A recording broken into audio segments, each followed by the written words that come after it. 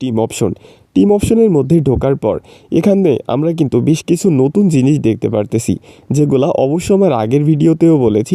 এখানে কোর্স অপশনের মধ্যে নতুন একটা অপশন অর্থাৎ স্পেশাল প্লেয়ারের কোর্স যুক্ত হয়ে গিয়েছে এবং এখানে সাব এর নিচে আমরা কিন্তু গোলকিপার, ডিএফ, এমএফ এবং এফডব্লিউ এগুলো কিন্তু আলাদাভাবে সিলেক্ট করতে পারবো।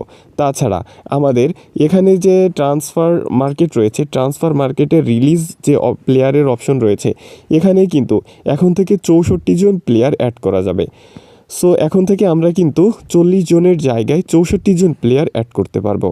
আজকের ভিডিওর 7 নাম্বার যে ফিচারটি, এই ফিচারটি আমার কাছে সব থেকে বেশি দুর্দান্ত লাগছে, কারণ এই ফিচারটি হচ্ছে গেম প্লের মধ্যে তোমরা কিন্তু 3D অ্যানিমেশনের শট দেখতে পারবা, যেখান থেকে কিন্তু মিটার ওঠে এবং কত মিটার থেকে শটটা করতেছে সেটা কিন্তু তোমরা দেখতে পারবা। আর এই 3D শটটা কিন্তু তোমার অবশ্যই মন কেড়ে নিবে। আজকের ভিডিওর 8 নাম্বার যে ফিচারটির কথা তোমাদের বলবো সেটা হচ্ছে ম্যাচের শেষে বিভিন্ন প্লেয়ারকে ইন্টারভিউ দিতে দেখা গিয়েছে। সো এই যে অ্যানিমেশনটা, এই অ্যানিমেশনটা কিন্তু অনেক ভালো হয়েছে আমাদের নতুন আপডেটে।